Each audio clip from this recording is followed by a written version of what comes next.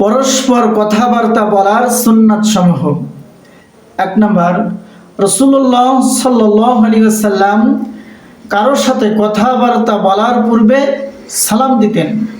কারোর সাথে কথাবার্তা বলার প্রথমে সালাম দিতেন, তারপরে কথা বলতেন। 2 নম্বর, রাসূলুল্লাহ সাল্লাল্লাহু আলাইহি ওয়াসাল্লাম 3 ব্যক্তির উপস্থিতিতে একজনকে বাদ দিয়ে অন্য জনের সাথে একাকী কথা বলতে নিষেধ করেছেন, কেননা এতে সে মনে কষ্ট পেতে পারে। তবে হ্যাঁ, 3 জনের অধিক লোক থাকলে কাউকে বাদ দিয়ে কথা বলাতে কোনো দোষ নেই। 3 নম্বর, রাসূলুল্লাহ সাল্লাল্লাহু আলাইহি ওয়াসাল্লাম একাধারে কথা বলতেন না, বরং অপর ব্যক্তিকেও কথা বলার সুযোগ দিতেন। 4 নম্বর, রাসূলুল্লাহ সাল্লাল্লাহু আলাইহি ওয়াসাল্লামকে কখনো যদি অপছন্দনীয় কথা বলতে হতো বা তার জবাব দিতে হতো, তাহলে তিনি ইশারা ইঙ্গিতে বলতেন। 5 নম্বর, রাসূলুল্লাহ সাল্লাল্লাহু আলাইহি ওয়াসাল্লাম নীরব হলে সাহাবাগণ কথা বলতেন, নীরব হওয়ার আগে কথা বলতেন না।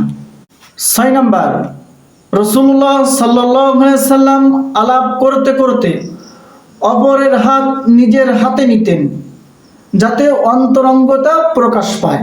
7 নম্বর, রাসূলুল্লাহ সাল্লাল্লাহু আলাইহি ওয়াসাল্লামের কথা তাড়াতাড়ি হতো না।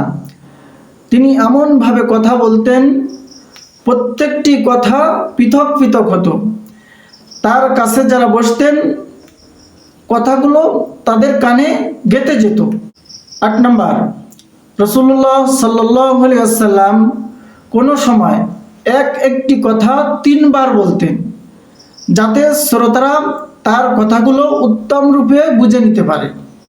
9 নম্বর, রাসূলুল্লাহ সাল্লাল্লাহু আলাইহি ওয়াসাল্লাম অশ্লীল, বিশ্রী, লজ্জাহীন কথাবার্তায় অভ্যস্ত ছিলেন না।